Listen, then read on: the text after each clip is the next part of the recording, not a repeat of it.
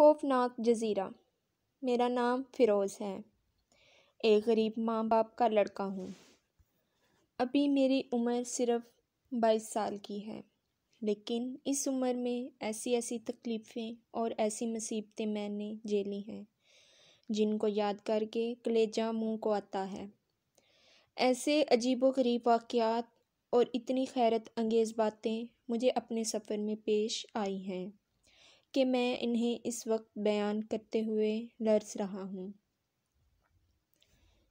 میری اب تک کی زندگی آفتوں اور تکلیفوں میں بسر ہوئی ہے۔ لوگ کہتے ہیں کہ میں بڑا باہمت ہوں۔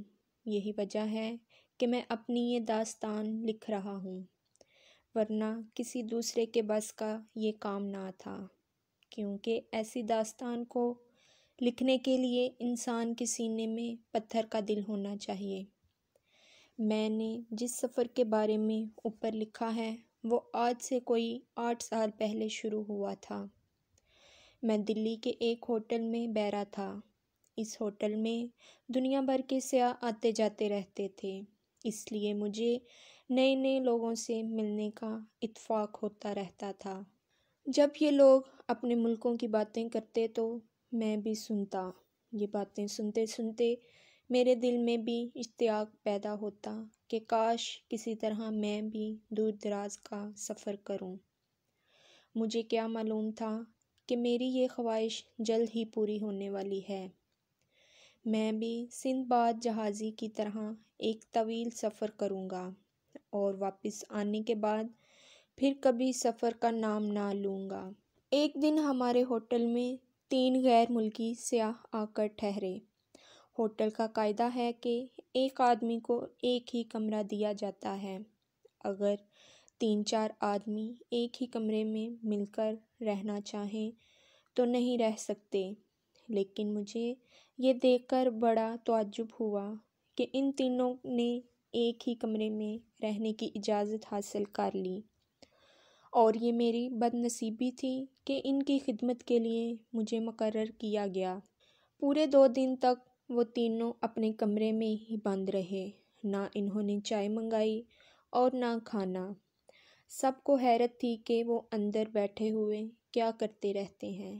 میرا دل چاہتا تھا کہ وہ کسی نہ کسی طرح مجھے اپنے پاس بلانے کے لیے گھنٹی بجائیں تاکہ میں ان کے راز سے واقف ہو سکوں۔ بچپن ہی سے مجھے لوگوں کے رازوں کو جاننے کا شوق ہے۔ خواہ مخواہ خطروں میں کود پڑنا میری عادت میں شامل ہے۔ یہی وجہ ہے کہ میں ان پراسرار آدمیوں سے جلد ملنا چاہتا تھا۔ میں کمرے میں بیٹھا ہوا یہ سوچ ہی رہا تھا کہ اچانک گھنٹی بجی۔ میں نے دیوار پر لگے ہوئے بورڈ کی طرف دیکھا۔ کمرہ نمبر 5 کا بلب روشن تھا۔ خوشی کے مارے میں اچھل پڑا کیونکہ وہ تینوں آدمی اسی کمرے میں ٹھہرے ہوئے تھے۔ میں نے جلدی لباس ٹھیک کیا، ٹوپی اوڑھی اور تقریباً بھاگتا ہوا ان کے کمرے کے قریب پہنچا۔ دستک دینے پر اندر سے آواز آئی، آ جاؤ۔ میں نے دروازہ کھولا اور پھر ادب سے ان کے سامنے جا کر کھڑا ہوا۔ ان میں سے کسی نے میری طرف کوئی توجہ نہیں دی۔ جو سب سے بڑا تھا اس نے ایک سفید کاغذ کو احتیاط سے لپیٹتے ہوئے اپنے ساتھیوں سے کہا، آخر کار یہ کام تو ہو گیا، نقشہ اب تیار ہے۔ اس کے یہ کہتے ہی میں سمجھ گیا کہ وہ کسی قسم کا نقشہ تیار کر رہے تھے، کیونکہ مڑے ہوئے کاغذ کی ایک ہلکی سی جھلک میں نے دیکھ لی تھی۔ رنگ برنگی پنسلوں سے بنائی گئی لکیروں سے یہ راز ظاہر ہوتا تھا کہ وہ کسی پوشیدہ جگہ کا نقشہ ہے۔ میرے اس خیال کی تصدیق ان تینوں کی شکلیں دیکھ کر بھی ہو جاتی تھی۔ ان کے چہرے اترے ہوئے تھے، داڑھیاں بڑھی ہوئی تھیں اور آنکھیں متواتر جاگنے کے باعث سرخ تھیں۔ وہ بار بار جمائیاں لے رہے تھے۔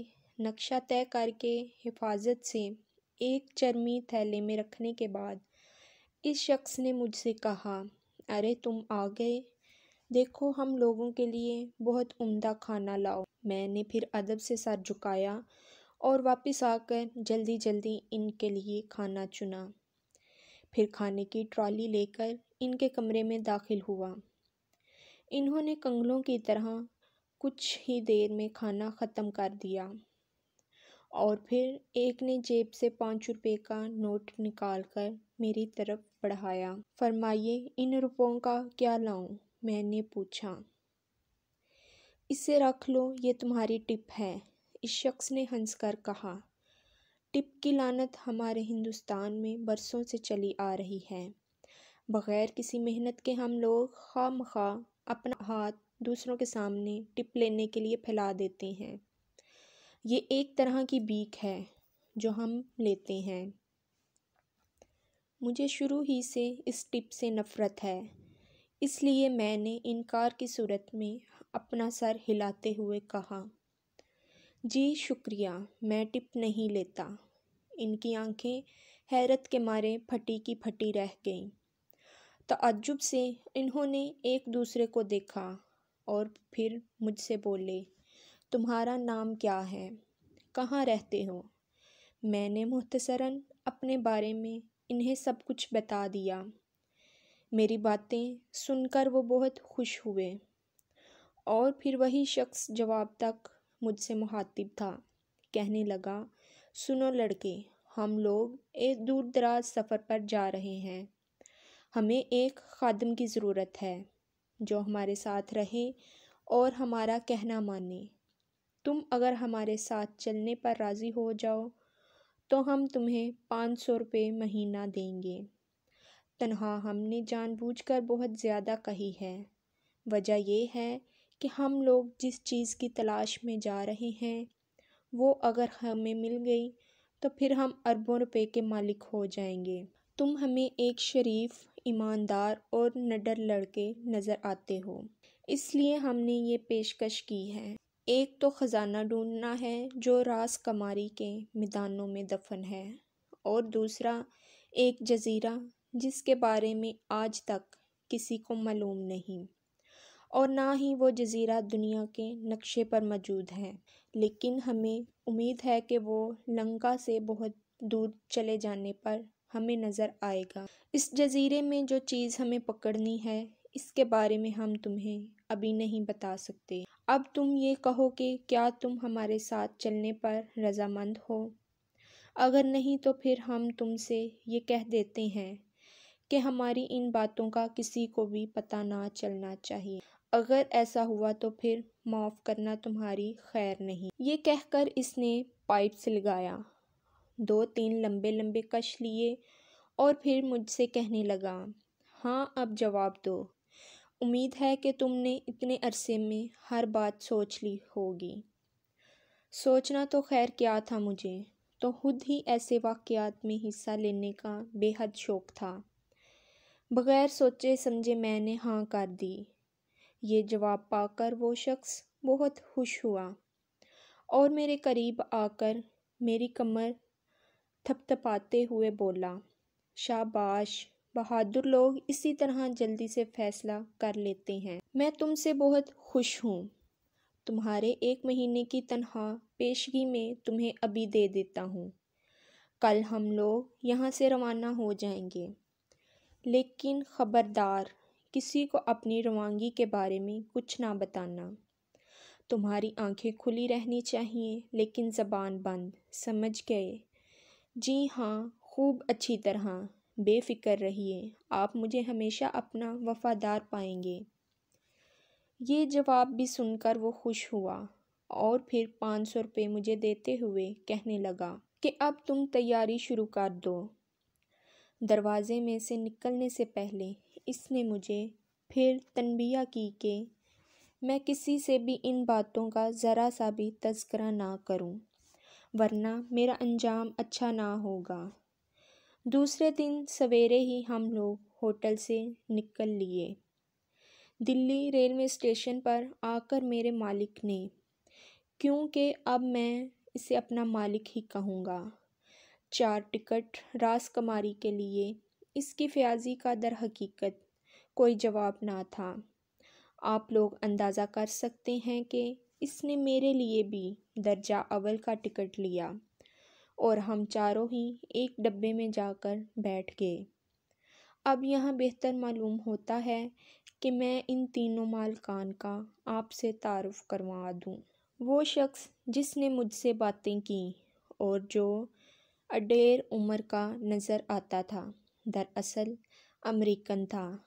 اس کا نام جان ویلیم تھا۔ بہت زیادہ شریف اور با اخلاق آدمی تھا۔ میں نے اندازہ لگایا تھا کہ وہ ہر فن مولا ہے۔ سائنس میں بھی ماہر تھا اور ڈاکٹری میں بھی۔ بہت اچھا حساب دار بھی تھا۔ دنیا کی تقریباً سبھی زبانیں جانتا تھا۔ اس کے برعکس اس کے دو ساتھی مجھے زیادہ پسند نہیں آئے۔ ان میں سے ایک تو افریقی تھا، لمبا تڑنگا اور بہت ہی طاقتور۔ گرمی ہو یا سردی، وہ ہمیشہ کالے کپڑے پہننے کا عادی تھا۔ اس کی کمر سے کارتوس کی ایک پیٹی ہر وقت بندھی رہتی تھی اور اپنی حفاظت کے لیے پستول بھی ہر وقت ساتھ رکھتا تھا۔ اتنا کالا تھا کہ رات میں نظر ہی نہ آتا تھا۔ اس شخص کا نام جیک تھا۔ اس کی آنکھوں کو دیکھتے ہی میرا دل کانپ جاتا تھا۔ اس کی آنکھیں بہت خطرناک تھیں۔ اب رہ گیا تیسرا آدمی، تو وہ بہت دبلا پتلا اور چالاک تھا۔ مصر کا رہنے والا تھا۔ اس کا نام عبدل تھا۔ پستول تو خیر اس کے پاس نہیں تھا، ہاں البتہ اپنے پاس ایک شکاری چاقو ہمیشہ رکھتا تھا۔ چاقو حلال کی شکل کا تھا اور وہ اسے اس انداز سے پھینکتا تھا کسی بھی جانور کو زخمی کر کے چاقو پھر اس کے پاس واپس آ جاتا تھا۔ بعد میں ہم لوگوں نے جب ایک بار ہرن کا شکار کیا تو بجائے گولی کے عبدل نے اسی چاقو سے ہرن کو زخمی کیا۔ ہرن 10 گز کے فاصلے پر تھا۔ عبدل نے چاقو گھما کر پھینکا۔ چاقو ہرن کی گردن کاٹنے کے بعد ہوا میں لہراتا ہوا پھر اس کے پاس واپس آ گیا۔ عبدل کے اس چاقو کو جیک بہت پسند کرتا تھا، لیکن وہ زیادہ تر خاموش رہتا تھا۔ کسی بات کا جواب بھی بس صرف اپنی آنکھوں کے اشاروں سے دیتا تھا۔ جان جیسے عمدہ خوش اخلاق انسان کے ساتھ ایسے عجیب و غریب دوست کو دیکھ کر مجھے وحشت ہوتی تھی۔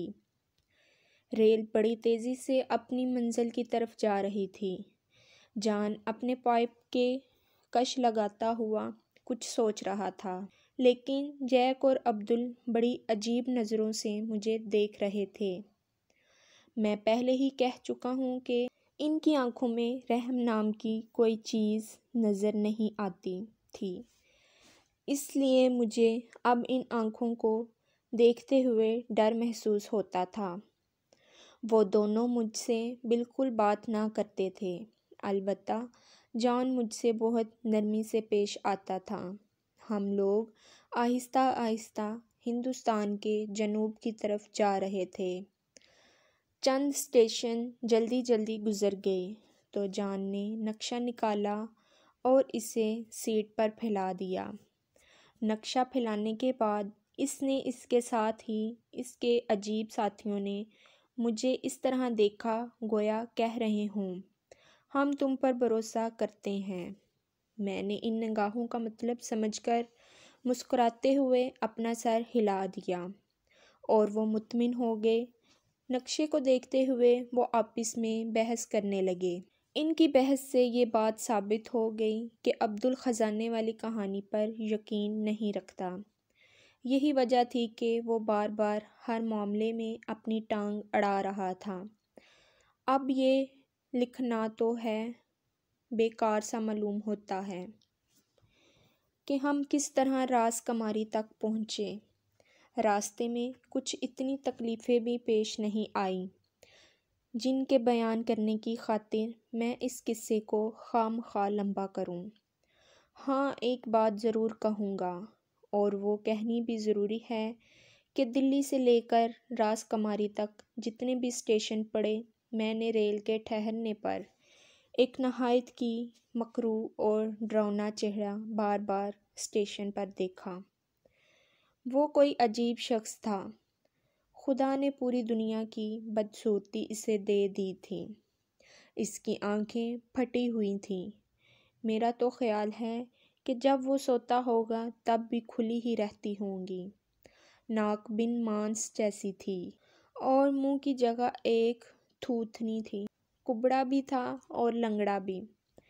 جب بھی ریل اسٹیشن پر ٹھہرتی یہ شخص کھڑکی کے قریب آ کر اندر ضرور جھانکتا۔ میں نے ایک بات محسوس کی اور وہ یہ کہ اسے دیکھتے ہی جیک کے بھیانک چہرے پر ایک خوفناک مسکراہٹ ضرور پیدا ہو جاتی۔ خدا جانے کیا راز تھا۔ ریل کا سفر ختم ہو گیا تو پھر ہم نے موٹر سے سفر کیا۔ خدا جانے کہاں کہاں گئے، کتنے دریاؤں کو پار کیا، کتنے ندی نالے پھلانگے۔ غرض یہ کہ ہم آہستہ آہستہ ہندوستان کے بالکل جنوب میں پہنچ گئے۔ یہاں ہمیں اپنا سفر خچروں پر شروع کرنا پڑا، کیونکہ اب آگے نہایت ڈراؤنا اور خطرناک جنگل نظر آنے لگا تھا۔ زندگی میں مجھے کبھی اتنی گھبراہٹ نہیں ہوئی تھی جتنی کہ اس وقت ہوئی۔ ایک انجانا خطرہ سامنے نظر آ رہا تھا۔ خدا جانے کہ اس جنگل میں داخل ہونے کے بعد واپس باہر نکلنا بھی نصیب ہوگا یا نہیں۔ یہاں پہنچ کر جان نے اطمینان کا ایک لمبا سانس لیا اور کہنے لگا، دوستو، یہی جنگل ہماری منزل مقصود ہے۔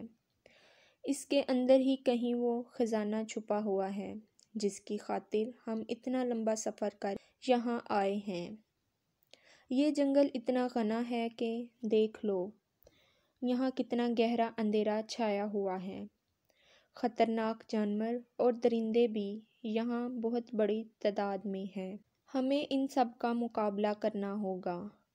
آؤ اب خدا کا نام لے کر اندر بڑھیں۔ سب نے اپنے اپنے خچروں کو ہانکا اور پھر ہم جنگل میں داخل ہو گئے۔ جانوروں کی آوازوں سے پورا جنگل کبھی کبھی گونج اٹھا۔ ہم پھونک پھونک کر قدم رکھ رہے تھے۔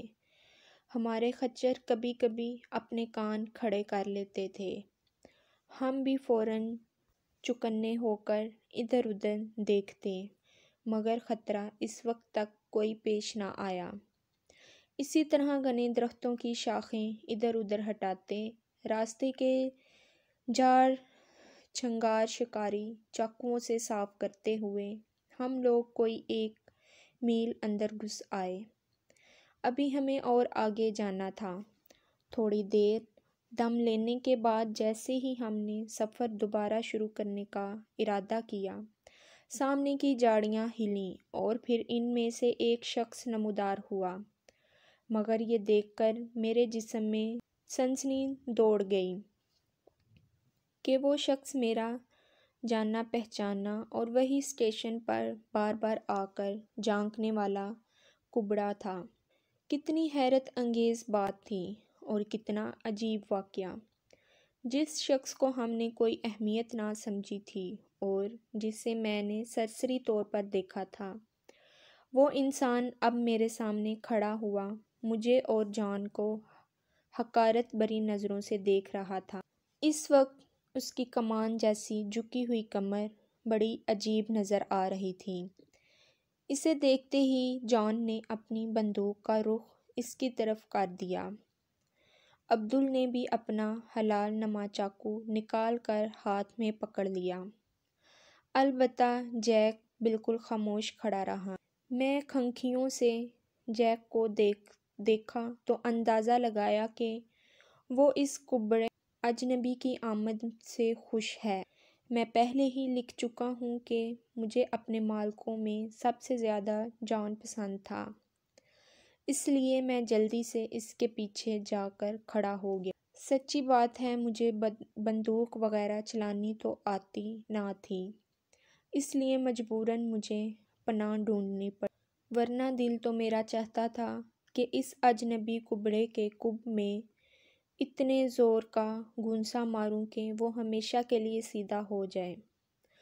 آپ شاید پوچھیں گے کہ ہم لوگ جب کہ اس اجنبی کے بارے میں کچھ جانتے بھی نہ تھے، اچانک اس سے اتنے خوفزدہ کیوں ہو گئے؟ میں عرض کروں گا کہ خدا نے انسان کا چہرہ پورے جسم میں ایسا بنایا ہے جو اس کی عادت اور اس کے ارادوں کو فوراً ہی ظاہر کر دیتا ہے۔ یہی وجہ ہے کہ اس کی خوفناک صورت کو دیکھتے ہی جان نے اس کی طرف بندوق تھام لی۔ بندوق کا رخ اپنی طرف دیکھ کر وہ مسکرایا۔ کون ہو تم؟ جان نے ذرا سخت لہجے میں پوچھا۔ مجھ سے ڈریے مت، میں آپ کو کوئی نقصان نہیں پہنچاؤں گا، کبڑے نے جواب دیا۔ اس کی آواز سن مجھے بڑی حیرت ہوئی۔ عجیب، تھر تھراتی ہوئی اور باریک آواز تھی۔ انگریزی وہ میری ہی طرح ٹوٹی پھوٹی بولتا تھا، مگر آواز میں تھوڑا سا توتلا پن شامل تھا، جس کے باعث اس کا لہجہ کافی پر اسرار محسوس ہوتا تھا۔ جان کی میں تعریف کیے بغیر نہیں رہ سکتا۔ وہ اس کے جواب سے مطمئن ہو جانے کی بجائے اسی طرح بندوق تانے اس کے سامنے کھڑا رہا۔ میں باری باری ہر شخص کے چہرے کو غور سے دیکھ رہا تھا۔ سب سنجیدہ تھے، ہاں البتہ جیک کے ہونٹوں پر ہلکی سی مسکراہٹ نظر آتی تھی۔ عبدل اب تک تو خاموش تھا، لیکن اس کبڑے کو بڑی ڈٹھائی سے ہنستے دیکھ کر کہنے لگا، نقصان بھلا تم کس طرح پہنچا سکتے ہو؟